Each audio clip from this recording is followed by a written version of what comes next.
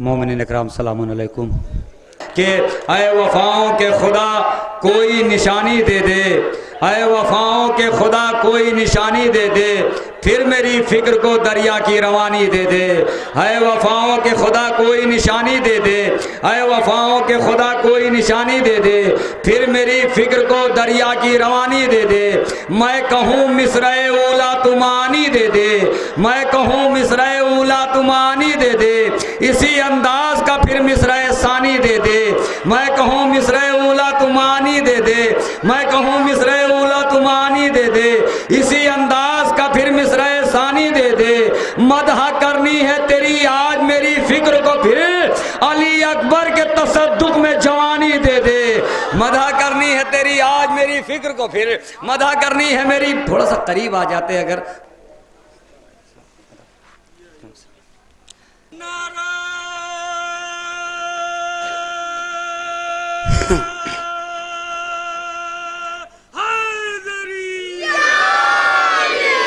اے وفاؤں کے خدا کوئی نشانی دے دے، پھر میری فکر کو دریا کی روانی دے دے۔ میں کہوں مصرع اولا تمانی دے دے، اسی انداز کا پھر مصرع ثانی دے دے۔ مدح کرنی ہے تیری آج میری فکر کو، پھر علی اکبر کے تصدق میں جوانی دے دے۔ تو خشک مشکیزہ لیے فکر کڑی ہے در پر، اس کو سقائے حرم تھوڑا سا پانی دے دے۔ خشک مشکیزہ لیے فکر کھڑی ہے در پر، اس کو سقائے حرم تھوڑا سا پانی دے دے۔ اس کو سقائے علماء اکرام کی آمد ہے، اور حضرات اس موقع پر اگر صلوات نہ پڑھیں گے تو کچھ بات ادھوری سی رہ جائے گی۔ صلوات جب پڑھا کریں تو بآواز بلند پڑھا کریں صلوات، اس لیے خون میں طہارت صلوات سے ہوتی ہے۔ میں چاہتا ہوں خون میں طہارت ہوتی رہے، صلوات آپ حضرات پڑھتے رہیں۔ بآواز بلند نعرے صلوات پڑھیں پھر سے۔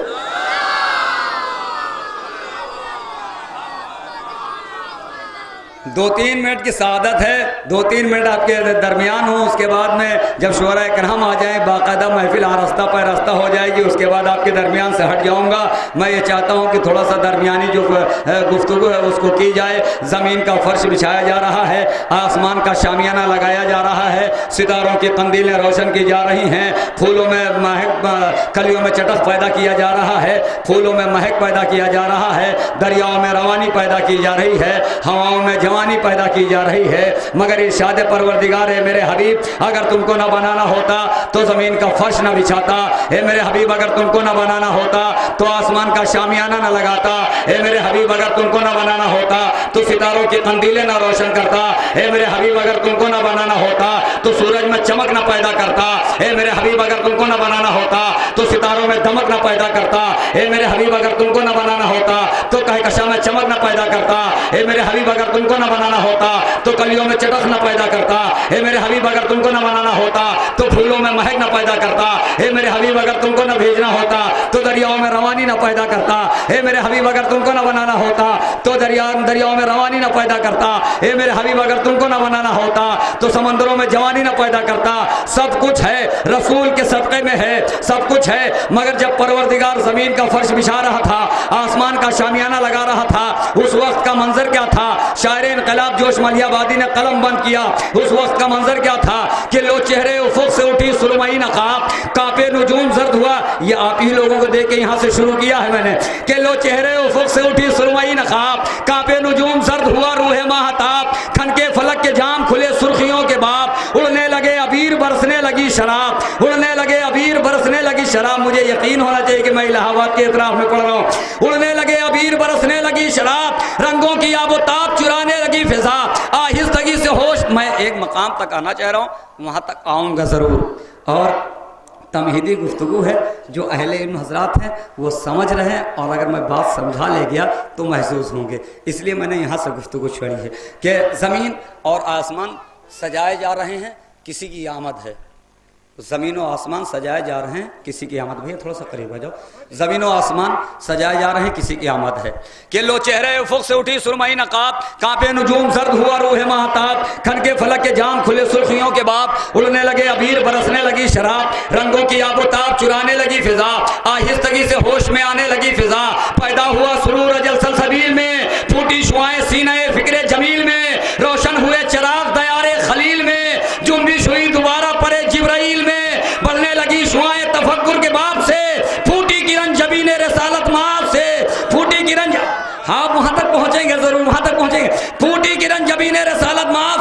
ناگاہ جھنجھنائے فضا کے تمام تار، بڑھنے لگی شعائیں سمٹنے لگے غبار، بحر سلام ادب سے جھکا فرق روزگار، آواز دی نقیب فلک نے کی ہوشیار، تھامے رکاب دولت و دنیا وہ دی چلی، سوئے زمین سواری عرش بری چلی، یہ بچے مدرسے تو داد دے، سوئے زمین سواری عرش بری چلی، ناگاہ جھنجھنائے فضا کے تمام تار، بڑھنے لگی شعائیں سمٹنے لگے غبار، بحر سلام ادب سے جھکا فرق روزگار، آواز دی نقیب فلک نے کی ہوشیار، تھامے رکاب دولت و دنیا وہ دی چلی، سوئے زمین سواری عرش بری چلی، سرکار کی سواری آ رہی ہے، کائنات میں سرکار کی سواری آ رہی ہے، سواری آ کیسے رہی ہے کہ نرگس بیمار کو طرز تکلم آ گیا، وہ تکلم جس سے ہونٹوں پر تبسم آ گیا، وہ تبسم جو لیے موجے ترنم آ گیا، وہ ترنم جس سے دنیا میں تلاطم آ گیا، نرگس بیمار کو طرز تکلم آ گیا، وہ تکلم جس سے ہونٹوں پر تبسم آ گیا، وہ تبسم جو لیے موجے ترنم آ گیا، وہ ترنم جس سے دنیا میں تلاطم آ گیا، وہ تلاطم باڑ پر جس سے روانی آ گئی، وہ روانی خون میں جس سے جوانی آ گئی، خشکی بڑھی فضاؤں کی تابندگی کے ساتھ، تابندگی جمال کی رخشندگی کے ساتھ، رخشندگی شمیم کی بافندگی کے ساتھ، بافندگی ربابت و زندگی کے ساتھ، اور زندگی تصور مطلق لیے ہوئے، انفاس میں خروش الحق لیے ہوئے، جس سے اگے نقوش و تصویر بن گئی، تصویر ایک شعاع جہانگیر بن گئی، کافی شعاع مشرقی تفسیر بن گئی، تفسیر ایک روایت کی زنجیر بن گئی، زنجیر تاک روح کی قندیل ہو گئی، قندیل قوس عرش میں تبدیل ہو گئی، قندیل قوس عرش میں تبدیل ہو گئی، مقام تک لی آیا ہوں، نرگس بیمار کو طرز تکلم آ گیا، وہ تکلم جس سے ہونٹوں پر تبسم آ گیا، وہ تبسم جو لیے موجے ترنم آ گیا، وہ ترنم جس سے دنیا میں تلاطم آ گیا، وہ تلاطم باڑ پر جس سے روانی آ گئی، وہ روانی خون میں جس سے جوانی آ گئی، کہ منبر سے آفتاب تکلم آیا ہوا، موجے مائے غدیر لیے خم آیا ہوا، دریائے مرحمت میں تلاطم آیا ہوا، انصاف کے لبوں پر تبسم آیا ہوا، ڈالی نگاہ فخر سے دنیا نے دین پر، قرآن آسمان سے اترا زمین، کیا کر رہے ہیں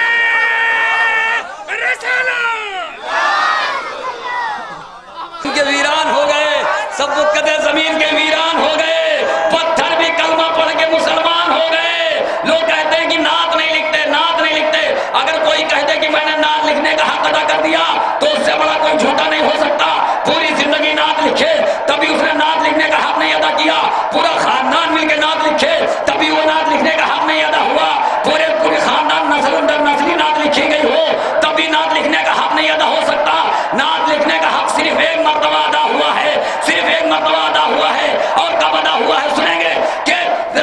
سب کچھ قدے زمین کے ویران ہو گئے، پتھر بھی کلمہ پڑھ کے مسلمان ہو گئے، اس شاخ بنت ام کے پشیمان ہو گئے، دیکھا تیرا جمال تو حسان ہو گئے، دیکھا تیرا جمال تو حسان ہو گئے، آئے آئے دیکھا تیرا جمال تو حسان ہو گئے، عشق رسول حاصل ایمان ہو گیا، رب نے لکھی جو نعت تو قرآن ہو گیا،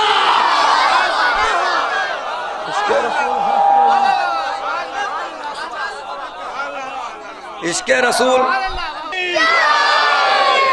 سبوت قدے زمین کے ویران ہو گئے، بس آخری بند پڑھ رہا ہوں، آواز دے رہا ہوں سرکار کو، سبوت قدے زمین کے ویران ہو گئے، پتھر بھی کلمہ پڑھ کے مسلمان ہو گئے، اس شاخ بنتے ہم کے پشیمان ہو گئے، دیکھا تیرا جمال تو حسان ہو گئے، عشق رسول حاصل ایمان ہو گیا، رب نے لکھی جو نعت تو قرآن ہو گیا، رب نے لکھی جو نعت تمام نبیوں کی عظمت ایک طرف، میرے سرکار کی عظمت ایک طرف، تمام نبیوں کا مرتبہ ایک طرف، میرے سرکار کا مرتبہ ایک طرف، تمام نبیوں کی بلندی ایک طرف، میرے سرکار کی بلندی ایک طرف، تمام نبیوں کا حسن ایک طرف، میرے سرکار کا حسن ایک طرف، تمام نبیوں کی عظمت ایک طرف، میرے سرکار کی عظمت ایک طرف، تمام نبیوں کا مرتبہ ایک طرف، میرے سرکار کا مرتبہ ایک طرف، تمام نبیوں کا معجزہ ایک طرف، میرے سرکار کا معجزہ ایک طرف، بس یہیں سے آخری بند کہ سبت قدے زمین کے ویران ہو گئے، پتھر بھی کلمہ پڑھ کے مسلمان ہو گئے، اس شاخ بنت ام کے پشیمان ہو گئے، دیکھا تیرا جمال تو حسان ہو گئے، عشق رسول حاصل ایمان ہو گیا، رب نے لکھی جو نعت تو قرآن ہو گیا،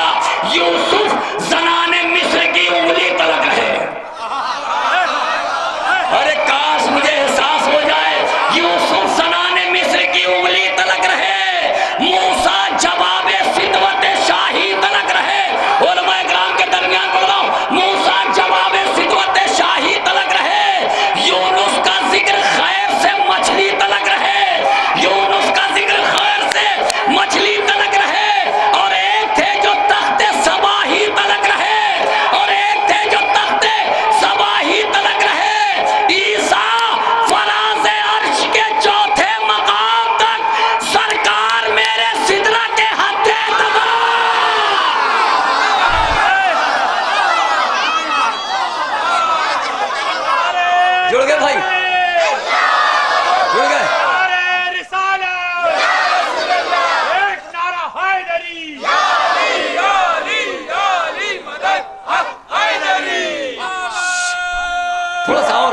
تھوڑا سا اور قریب آئے بھائی جان، تھوڑا سا آپ لوگ قریب آئے بھائی.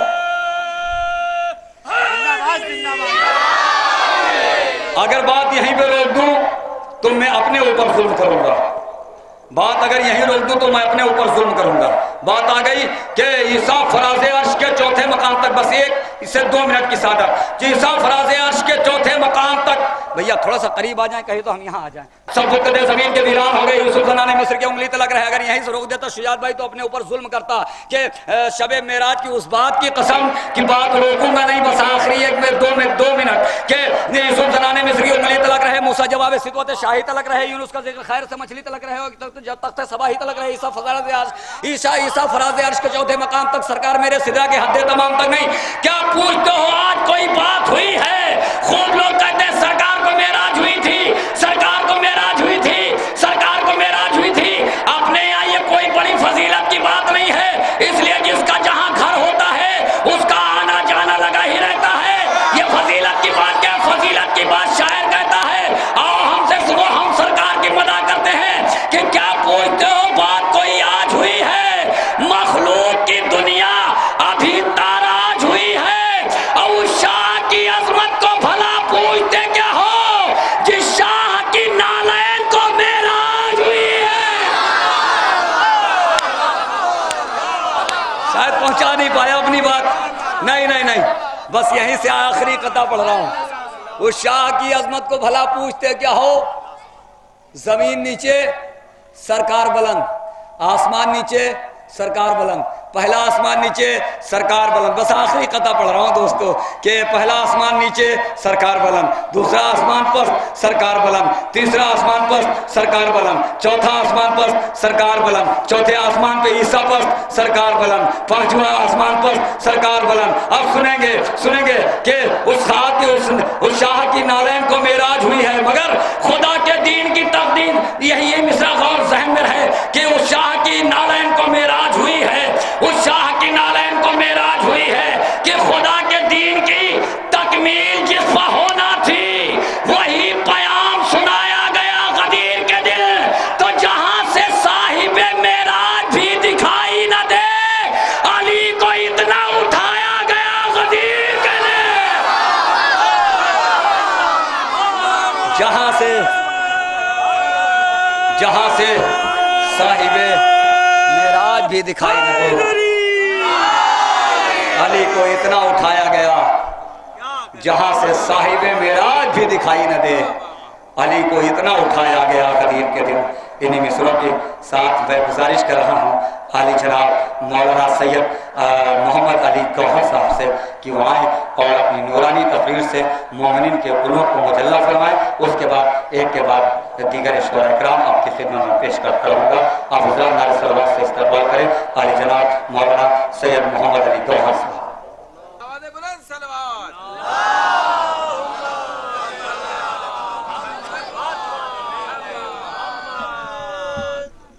لا حول ولا قوة إلا بالله العلي العظيم. أعوذ بالله من الشيطان الرجيم. بسم الله الرحمن الرحيم. الحمد لله رب العالمين الذي جعلنا من المتمسكين ببلاية أمير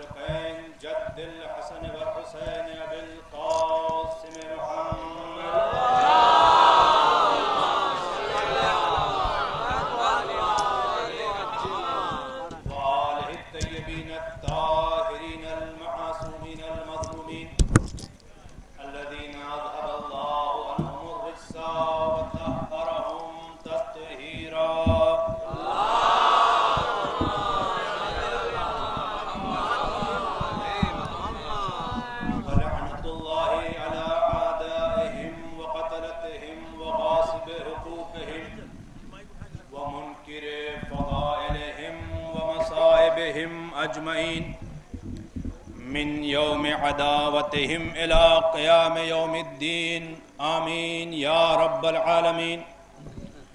أما بعد فقد قال علي بن الحسين أيها الناس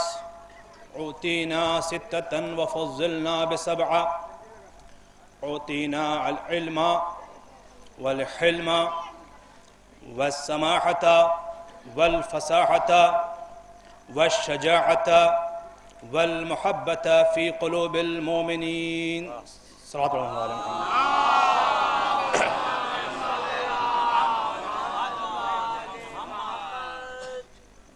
عزیزان گرامی،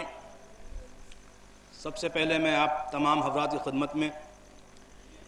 اور آپ سب کی جانب سے امام عصر کی بارگاہ میں اس جشن کی تبریک پیش کرتا ہوں، اور یقیناً آپ اس بات سے آشنا ہیں اور واقف ہیں کہ امام سجاد کے حوالے سے منعقدہ یہ جشن سجاد ڈے کہلایا جا رہا ہے۔ یوں تو مسلسل کئی سالوں سے برسوں سے یہ جشن ہوتا چلا آیا، اس سال کی خصوصیت کچھ اور ہے، کیونکہ ہمارے اور آپ کے چوتھے امام کی ولادت سن 38 ہجری میں ہوئی تھی، جمادی الاول کی 15 تاریخ تھی، اور ابھی 1438 ہجری چل رہا ہے۔ اس لحاظ سے 1400 سال ہو گئے امام سجاد کو پیدا ہوئے، یعنی 14ویں صدی ہے۔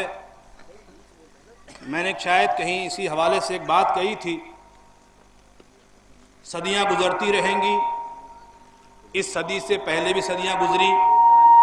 13ویں صدی بھی آئی، 15ویں صدی بھی آئے گی، مگر 14ویں صدی کی بات ہی کچھ اور ہے۔ ظاہر سی بات ہے، ذکر چہارم ہے اور 14ویں صدی میں ہے، فضیلتیں ہر 100 سال کے بعد آئیں گی، مگر اس کا رابطہ کچھ زیادہ ہی 14 کے ماننے والوں سے ہے۔ شاید اسی لیے پوری کائنات میں اس سال کا جشن زیادہ ہی شان سے منایا جا رہا ہے، تاکہ یہ اطلاع بھی ہو جائے کہ ہم 14 کے ماننے والے ہیں، 14 کی عدد سے خاص رابطہ ہمارا ہے، اور یہ ہمارا چوتھا امام ہے۔ اس میں بھی 14 میں بھی 4 ہوتا ہے اور چوتھا امام بھی ہے۔ اب ظاہر سی بات ہے، بہت سی باتیں، بہت سی چیزیں ہیں جو قابل غور و قابل بیان ہیں، مگر میں ساری باتوں کی طرف، ظاہر سی بات ہے ایک مختصر سے بیان میں ساری باتیں نہیں بیان ہو سکتی، مگر ہاں زیادہ وقت نہ لوں گا، کیونکہ فوراً ہی شعراء کرام ماشاءاللہ بہت دور دور سے آئے ہوئے شعراء ہیں اور عالمی شعراء کرام ہیں۔ ہاں قبل از بیان گزارش ضرور ہے شعراء کرام سے کہ بھائی میرا بیان بہت طولانی نہیں ہے، لہٰذا ایسا نہ ہو کہ میرے بیان کے بعد کوئی فاصلہ ہو۔ آپ حضرات سے گزارش ہے اگر زحمت نہ ہو تو آپ بھی 2-4 لفظیں ہماری بھی سن لیں، تاکہ ہمیں بھی یہ شرف حاصل ہو جائے کہ ہم نے ان محترم شعراء کرام کے سامنے جو ہے لب کشائی کی جسارت کی ہے۔ بہرحال یہ جشن ہے مولا سجاد کا، اور ظاہر سی بات ہے اپنوں کے درمیان بیان اور بات ہے، دشمنوں کے درمیان بیان امام سجاد سے سیکھنا پڑے گا۔ جہاں غیروں کا مجمع ہو، مخالفین کا ہجوم ہو، جہاں اپنا کوئی حمایتی نظر نہ آ رہا ہو، سبھی غیر دکھائی دے رہے ہوں، ایسوں کے درمیان خطاب امام سجاد کی خصوصیت ہے، جس کے سلسلے سے ہم اور آپ اعتراف کریں نہ کریں، دشمن نے اعتراف کیا ہے۔ صاحبان علم تشریف فرما ہے، مگر ہم اور آپ اعتراف کریں نہ کریں، دشمن نے اعتراف کیا ہے۔ جس وقت میرے چوتھے امام نے اجازت چاہی، یہ لفظ میں آسان سے کہہ رہا ہوں کیونکہ امامت کے بہرحال تقاضا ہے، مگر امام نے کہا تھا یا یزید اذن لی حتی اسعد هذه الاصعاد، مجھے اجازت دے۔ اس میں بھی ایک حکم چھپا ہوا ہے، مجھے اجازت دے، التجا نہیں ہے کہ سرکار اجازت عنایت فرمائیں، نہیں، حکم ہے، امامت کا حکم ہے، مجھے اجازت دے کہ میں بھی ان لکڑیوں پر چڑھ کر کے کچھ کلمات کہہ سکوں۔ فرق ہے، زائن معظم صاحبان فہم ہے، کسی سے التجا کرنا اور حکم دینا امامت کے انداز سے۔ اور لفظ بے امام نے کہا ان لکڑیوں پر، جسے ابھی چند لمحے پہلے مخالف منبر کہہ رہا تھا، امامت کی دہن سے نکلے ہوئے کلمات نے بتایا منبر اسے کہتے ہیں جہاں ذکر خدا و رسول و آل رسول ہوا کرتا ہے. اگر کسی منبر نما جگہ پر مخالفت اہل بیت ہو رہی ہو فقط وہ لکڑیاں ہیں، منبر کہلانے کی حقدار نہیں ہیں. عزیزان محترم، اس سے یہ بات بھی واضح ہو گئی کہ حق کے منبر یہ ہے کہ وہاں پہنچ کر کے یہ ذکر خدا کیا جائے، ذکر رسول کیا جائے، ذکر آل رسول کیا جائے، فضائل اہل بیت کو بیان کیا جائے. اگر فضائل اہل بیت نہیں بیان ہوتے ہیں تو اس کا مطلب پھر منبر کہلانے کا حقدار نہیں ہے. اور اذن لیا ہے، میں کیا عرض کروں، اجابت لینے کے بعد تاریخ یہ کہتی ہے، منظر آپ کے سامنے ہے، صرف چند جملے سنیے. میں نے کہا نا اپنوں میں بولنا بہت آسان ہے، مخالفین میں قیدی بن کر کے آئے ہوئے تھے. یزید بھی جانتا تھا کہ اب وہ مقدس ہستیاں آ گئی ہیں کہ فقط ان کے نور کی شعاعیں شام کی تاریکی کو ضائع کر دیں گی، کیونکہ شام کے لوگ اس قافلے کی آمد سے پہلے اس اندھیرے میں زندگی بسر کر رہے تھے کہ جہاں ہر ذہن میں یہ بات تھی کہ وارث نبی تخت پہ بیٹھا ہوا حاکم ہے، جہاں سارے ذہنوں میں تمام فکروں میں یہ بات تھی کہ دین کا ذمہ دار یہ تخت پہ بیٹھا ہوا حاکم ہے، جو کچھ ہے دین یہیں سے ملتا ہے، حقیقی وارث رسول یہی ہیں، پسماندگان رسالت میں انہی کا شمار ہوتا ہے، یہی لوگ ہیں جو خاندان رسالت سے ہیں، یہی ہیں جو دین کے ذمہ دار ہیں، یہی ہیں جو دین کو پہنچانے والے ہیں، ان سے دین سمجھ میں آئے گا. اب آپ ذرا غور فرمائیں، جہاں حکومت کا پروپیگنڈا اس طریقے سے ذہنوں میں چھا جائے کہ انسان وہی سمجھے جو حکومت کہہ رہی ہے. آج کے دور میں تو سمجھنا آسان ہے نا کہ حکومتی پروپیگنڈے کیسے کام کرتے ہیں، حکومتی افواہیں کیسے کام کرتی ہیں. آج تو میڈیا کا زمانہ ہے. ایک صلوات پڑھیں محمد و آل محمد پر. تشریف لائیں.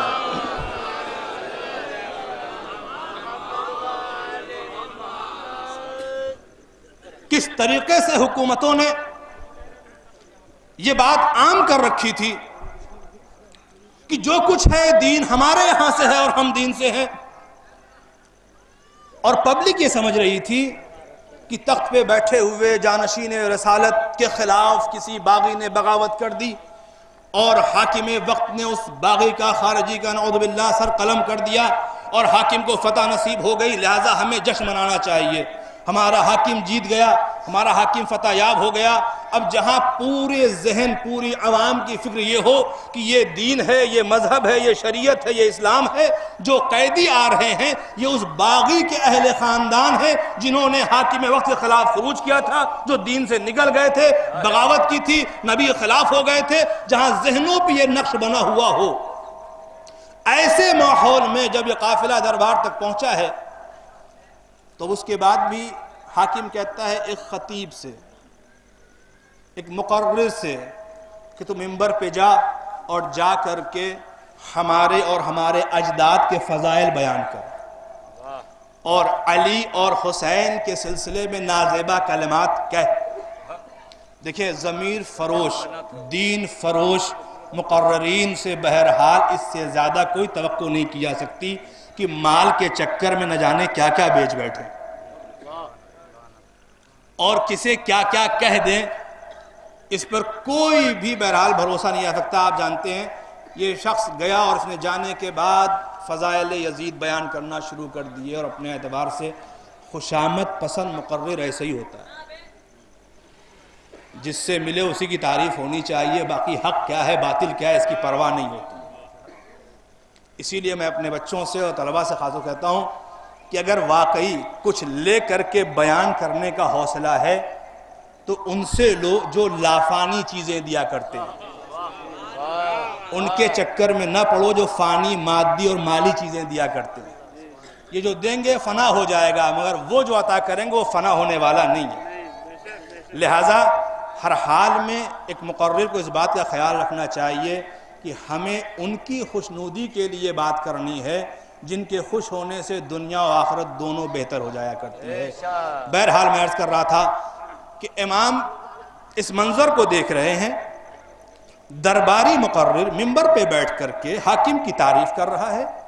اور شان امام تو گستاخی کر رہا ہے۔ ظاہر سی بات ہے محافظ دین، وارث نبی، امام وقت کیسے برداشت کر سکتے ہیں کہ سر دربار دین کی توہین ہو رہی ہو؟ امام نے آواز دی، وے ہوئے خطیب تجھ پر، تو رضائے خلق خرید رہا ہے اللہ کے عذاب کے بدلے، اللہ کی ناراضگی تو لے رہا ہے لوگوں کو خوش کرنے کے لیے۔ اور پھر اس کے بعد امام کہتے ہیں مجھے اجازت دے کہ میں اس لکڑیوں پر جا کر کے کچھ بیان کروں جس میں اللہ کی رضا ہو اور سننے والوں کے لیے اجر و ثواب ہو۔ یہ فقرے ہیں امام کے، بات نہیں لوں گا، بس تھوڑا سا جملے سن لیجئے۔ جس میں اللہ کی رضا ہو اور سننے والوں کے لیے اجر و ثواب ہو۔ امامت نے اپنے جملوں میں یہ بات واضح کر دی، اب تک جو بیان ہو رہا تھا وہ حاکم کی رضا کے لیے تھا، اور اس کے بیان پہ راضی رہنے والوں کے لیے اجر و ثواب نہیں تھا، عذاب ہی عذاب تھا۔ اب ذرا مجھے بھی موقع دے کہ میں رضائے معبود کے مطابق کلام کروں تاکہ سننے والوں کو ثواب حاصل ہو سکے۔ عزیزان محترم، جملے ہیں تاریخ کے، اللہ تعالیٰ نے لکھا ہے۔ یزید نے کہا نہیں، اگر انہیں اجازت دے دی تو اس کا مطلب میری اور میرے خاندان کی فضیحت ہو جائے گی۔ لوگوں نے کہا کہ کیا ہو سکتا ہے، ایک مجبور ہے، قیدی ہے، اجازت دے ہی دے۔ ذرا جملے سنیے، وہ کہتا ہے تمہیں پتہ نہیں ہے، یہ اہل بیت رسول ہیں، انہیں علم دیا گیا ہے، یہ نسلاً بعد نسل علم لے کر کے آتے ہیں۔ قسم خدا کی جاہل نے برسر دربار علم امامت کا اعتراف کر ہی لیا اور بتا دیا دیکھو ہم سیکھ کر کے بھی نہیں سیکھ پاتے ہیں، انہیں خدا علم دے کر کے بھیجا کرتا ہے۔ اور فضیلت وہی ہے جس کو بہرحال دشمن بھی اعتراف کر لے، جس کا دشمن بھی اعتراف کرے۔ یہ وہ ہستیاں ہیں جو اپنے فضائل دشمنوں سے اگلوا لیا کرتی ہیں۔ اب اس کے بعد بھی کوئی نہ مانے تو اس کے بہرحال مردہ فکر اور مردہ ضمیر ہی کہا جائے۔ الغرض اصرار لوگوں کا بڑھا، حاکم جانتا تھا کہ ہونے والا کیا ہے، اجازت مجبوراً دی۔ امام منبر پہ آئے اور آنے کے بعد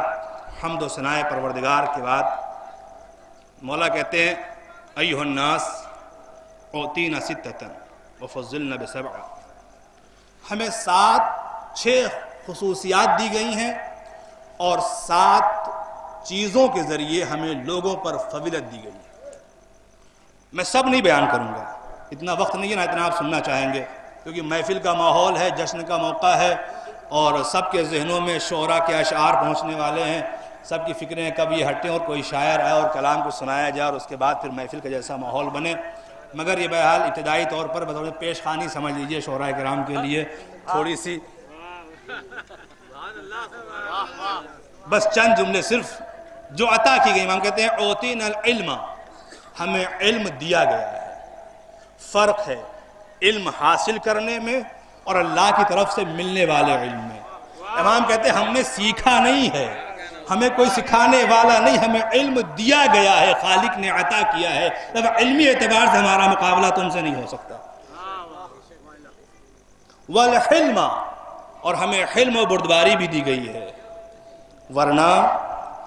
جس کے اختیار میں قدرت اتنا کچھ دے کہ وہ چاہے، واقعہ آپ کے سامنے ہے، اگر وہ چاہے تو قید کرنے والا سمجھے کہ یہ قیدی ہے اور یہ قیدی کربلا جا کے اپنے بابا کو دفن کر دے۔ اختیار ہے کہ نہیں؟ اختیار ہی سے تو گئے تھے۔ جس کے اختیار میں یہ ہے کہ اپنے اختیار سے جا کر کے اس کام کو انجام دے سکتا ہے، کیا وہ زنجیروں سے آزاد نہیں ہو سکتا؟ کیا وہ قید کرنے والے کو تباہ و برباد نہیں کر سکتا؟ جس کا اختیار یہ ہے کہ اگر وہ کہہ دے چپ ہو جاؤ تو پھر انسان کیا حیوان خاموش ہو جائیں، وہ صاحب اختیار ہے۔ ہمارے پاس اختیار ہے مگر خدا نے ہمیں علم بھی عطا کیا ہے، ہم اپنے اختیار کا استعمال ہر جگہ نہیں کیا کرتے، ہم صبر کر جایا کرتے۔ اور اسی کے ساتھ ساتھ تیسری چیز ہمیں دی گئی ہے وَالسَّمَاحَةَ، ہمیں بخشش کا بھی مادہ دیا گیا ہے۔ ہم معاف بھی کر دیا کرتے ہیں، عفو درگزر بھی کر دیا کرتے ہیں۔ میں کن واقعات اور مناظر کی طرف لے جاؤں آپ کو۔ تاریخ نے چوتھے امام کے حوالے سے جہاں عطا اور بخشش کی بات آئی، ایک منظر پیش کیا۔ تاریخ لکھتی ہے کربلا کے بعد ایک دور یہ آیا، قحط پڑ گیا اور حالات تبدیل ہوئے۔ وہ قاتلان امام حسین جو لوگ کربلا میں شریک تھے، ان میں بھی بہت سے نامی گرامی افراد جن کا ظلم عیاں ہے، وہ گوشہ نشین ہو چکے تھے حالات کی تبدیلی کی بنیاد پر۔ اور ایسے دور میں امام وقت امام سجاد علیہ السلام نے اس قحط کے دن میں، سوکھے کے دن میں غریبوں کے لیے غلے جمع کیے اور غریبوں میں تقسیم کرنے کے لیے چلے۔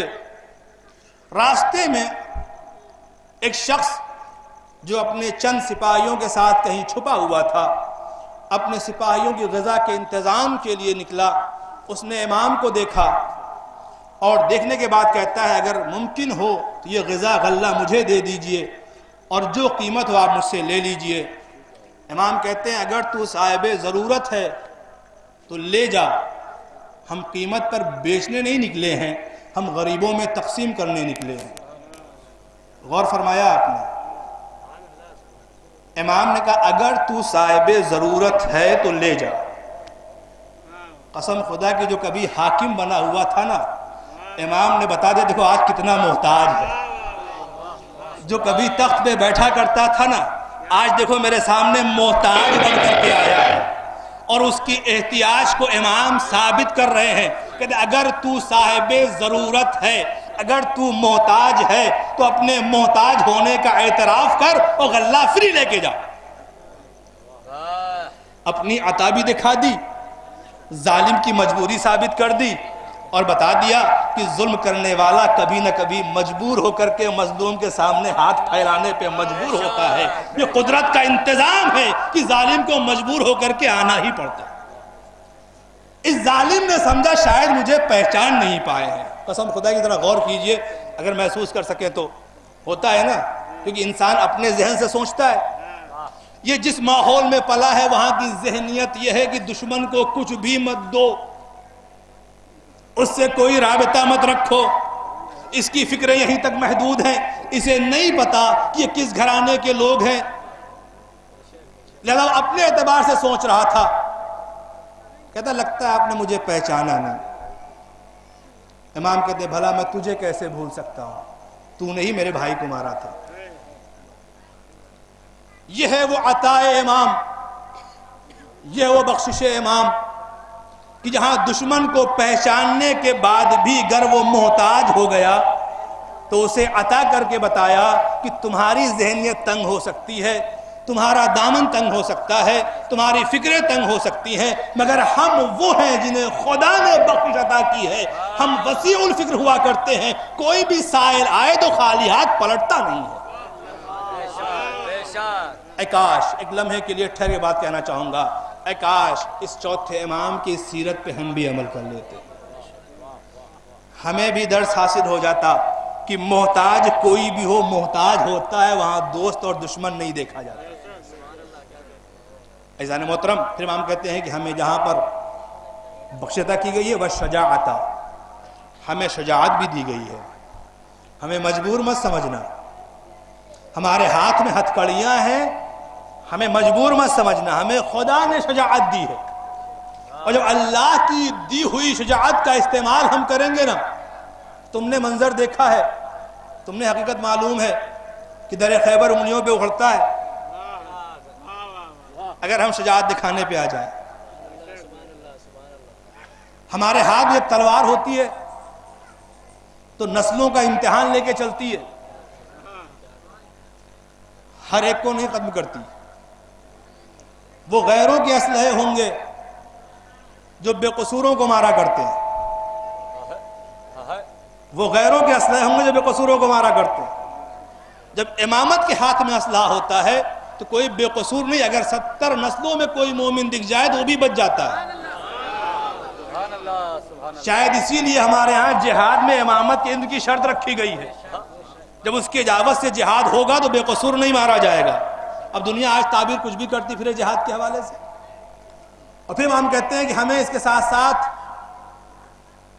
محبت فی قلوب المومنین، ہمیں اللہ نے مومنین کے دلوں میں محبت ہماری عطا کی ہے۔ جملے بہت چھوٹے سے ہیں، بات بہت بڑی ہے۔ امام اس دربار میں کہہ رہے ہیں جہاں محبوں کی کمی ہے۔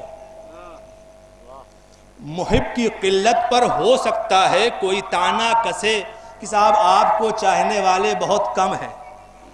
ہمارے دیکھیے درباری بھرے پڑے ہوئے ہیں، اس کا مطلب ہم بڑے ہیں،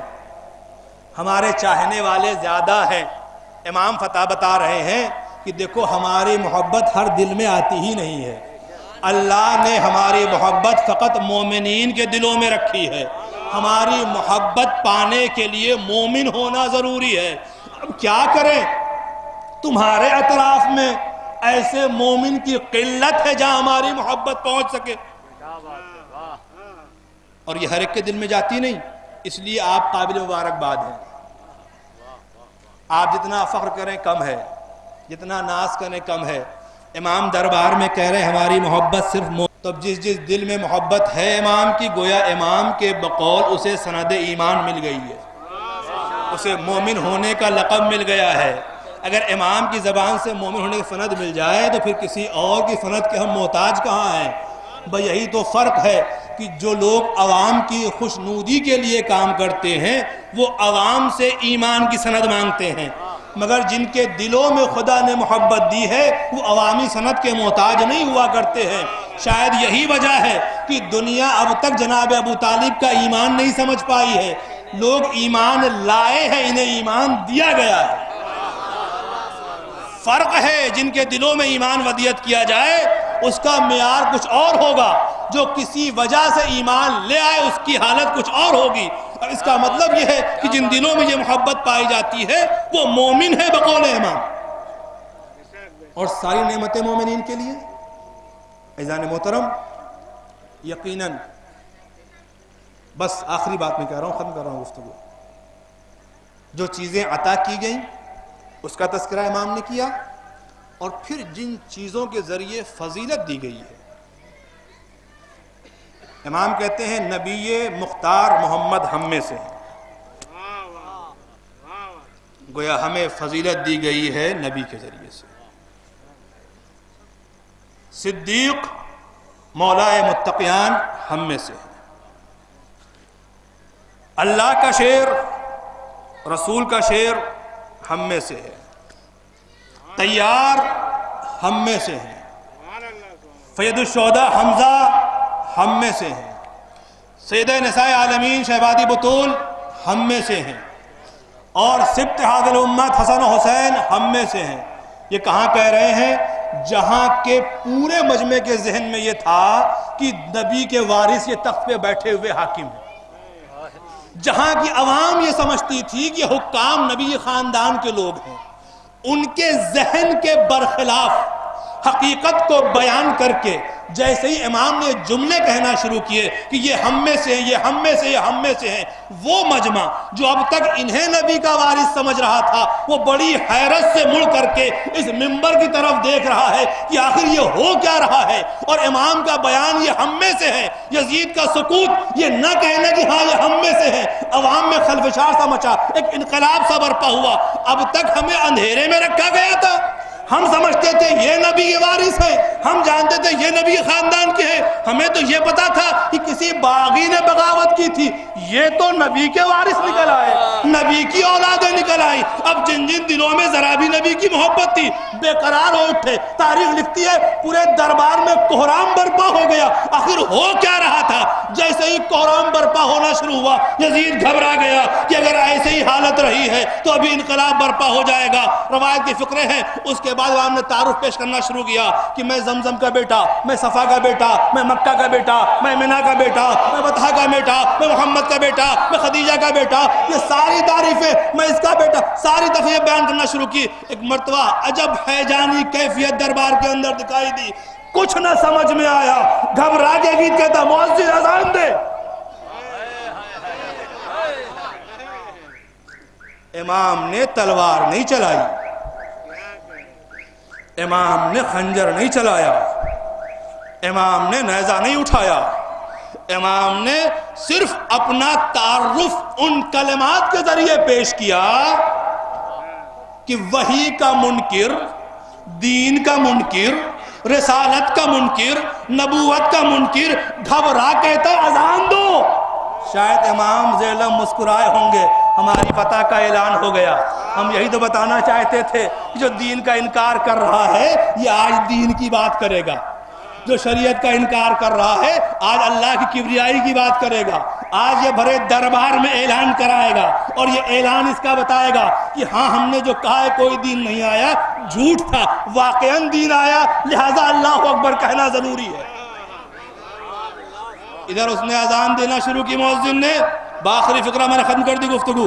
اذان شروع ہوئی، امام خاموش ہوئے، اللہ اکبر، امام کہتے ہیں اللہ بڑا ہے، کبریائی کا اعلان ہو رہا، توحید کی بات آئی،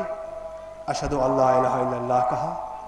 کہا کہ میں بھی گواہی دیتا ہوں اس کے علاوہ کوئی اللہ نہیں ہے، اور پھر اسی کا دربار ہے، وہی حاکم ہے، وہی منصف ہے،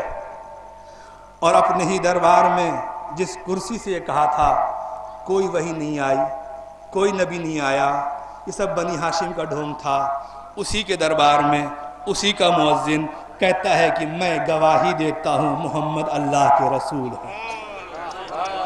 اسی کے دربار میں اسی کا مؤذن جو انکار کر رہا تھا کہتا ہے کہ میں گواہی دیتا ہوں کہ محمد اللہ کے رسول ہیں۔ بس جیسے اتنا فقرہ کہا، امام ممبر ہی پہ تھے، ایک مرتبہ مخاطب ہوئے، اے یزید یہ بتا یہ محمد تیرے جد تھے کہ میرے جد تھے؟ بھرے دربار میں رسوا کرنا یزیدیت کو، جس نے یہ افواہ اڑا رکھی تھی کہ ہم وارث رسول ہیں، دین ہمارے گھرانے سے ہے، ہم جانشین پیغمبر ہیں، اسی کے دربار میں اسی کے سامنے جیسے ہی نبی کی نبوت کی گواہی کی بات آئی، مولا کہتے بتا تیرے جد تھے کہ میرے جد تھے؟ اگر تو یہ کہتا ہے تیرے جد تھے تو جھوٹا ہے۔ عزیزو اب کوئی چارہ کار نہ رہ گیا، امام سجاد نے بغیر تیر و تبر چلائے ہوئے اللہ کی وحدانیت، اس کی کبریائی اور نبی کی رسالت کا اعلان اسی کے دربار میں کرا کے بتا دیا۔ امامت اگر چاہے تو اپنے علم سے، اپنے بیان سے، منکر دین سے بھی دین کا اقرار کرا سکتی ہے، مخالف دین سے بھی دین کا اعتراف کرا سکتی ہے، اگر چاہے تو بھرے مخالف دربار میں دینی اعلان ہو سکتا ہے۔ لہٰذا بھائی اتنا سا کہنا مقصود تھا کہ اگر واقعی ہمارا رشتہ امام سے ہے، اور یقیناً میں نے پہلے ہی عرض کیا، تو پھر ہماری ذمہ داری ہے کہ ہم امام سجاد علیہ السلام کے حقیقی پیروکار بنتے ہوئے اس بات کا ثبوت دیں کہ سجدہ عبادت جو مخصوص لقب ہے ہمارے چوتھے امام کے۔ دیکھیے بس آخری بات ہے، شورا نے شاید طے کر لیا ہے جب تک یہ ہٹیں گے میں جاؤں گا نہیں، لہذا میں ہٹ جاتا ہوں۔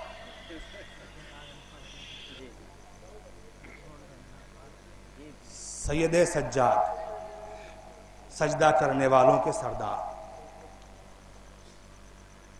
سرداری کہتے ہیں کہ جہاں کم پڑھے لکھے لوگ ہوں، تھوڑا زیادہ پڑھا ہو، سردار بن جائے، کوئی بڑے کمال کی بات نہیں۔ ایک بڑی مشہور سی کہاوت ہے کہ اندھوں میں کنواں راجہ ہو جاتا ہے، اگر سارے اندھے ہوں تو ایک آنکھ والا بھی راجہ بن سکتا ہے، لیکن جس گھرانے میں ایک سے بڑھ کر ایک سجدہ کرنے والے، نہیں لفظ بدلوں، جس گھرانے میں جد کی عبادتیں ایسی کہ خدا کہنا پڑ جائے میرے حبیب تھوڑا کم جگہ کرو،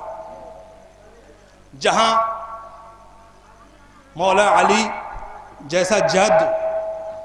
کے سجدے کی مثالیں کہ عالم سجدہ میں اگر علی ہوں پیروں سے تیر کھینچ لیا جائے احساس نہ ہونے پائے، جہاں ایسے ساجد ہوں کہ سر سجدے میں ہو اور خنجر گلے پہ چل رہا ہو سجدہ منقطع نہ ہونے پائے، جہاں ایسے سجدہ کرنے والے ہوں ان کے درمیان سید سجاد کا لقب پا لینا،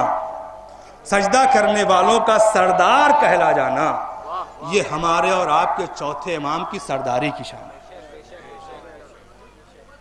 یقیناً سبھی سجدہ کرنے والے ہیں، مگر نہ جانے کون سا امتیاز ہے جس کی بنیاد پر یہ آپ کو لقب دیا گیا۔ اور آخری بات بطور پیغام، عموماً ہمارے قوم کے جوانوں کو گمراہ کیا جاتا ہے کہ اگر ہم عزادار ہیں تو نماز کی کیا ضرورت ہے، اگر ہم نماز گزار ہیں تو ماتم کی کیا ضرورت ہے۔ امام سجاد ان دونوں باتوں کا جواب ہے۔ کائنات میں امام سجاد سے بڑا کوئی عزادار نہیں ہو سکتا، جو زندگی بھر کربلا کو یاد کر کے ہر موقع پہ روتے رہے۔ ہم اور آپ تو بڑے سکون سے پانی پی لیتے ہیں مگر امام سجاد نہیں پی سکتے تھے۔ اتنا بڑا عزادار ہو کر کے سید سجاد ہونا، یہ خود اپنے آپ میں یہ جواب ہے کہ عزاداری حسین سجدوں سے منع نہیں کرتی اور نہ سجدوں میں رکاوٹ بنا کرتی اور نہ ہی سجدہ عزاداری سے روکتا ہے۔ لہذا اگر کوئی یہ گفتگو کر رہا ہے کہ آپ عزادار ہیں لہذا نماز ضرورت نہیں ہے، آپ نمازی لہذا ماتم ضرورت نہیں ہے، وہ سیرت امام سجاد سے الگ بات کر رہا۔ اور ہم اہل بیت کے ماننے والوں کی ذمہ داری ہے ہم انہی باتوں کو قبول کریں جو اہل بیت کی سیرت سے ملتی ہوئی ہیں، جو سیرت اہل بیت سے جدا ہوں اس سے ہمارا کوئی رشتہ و تعلق نہیں ہوتا۔ انہی کلمات کے ساتھ دعا کروں گا بارگاہ معبود میں کہ ہمیں سیرت اہل بیت پہ عمل کرنے کی توفیق عنایت فرمائے، اور اس جشن کے انعقاد میں جن جن حضرات نے جس جس طرح سے بھی تعاون کیا ہے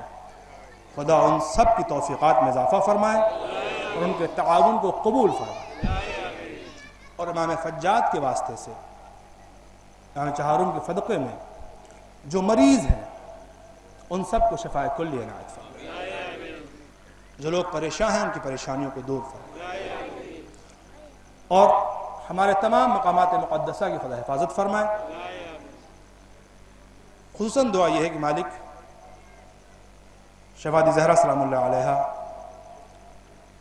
اور خود امام چہارم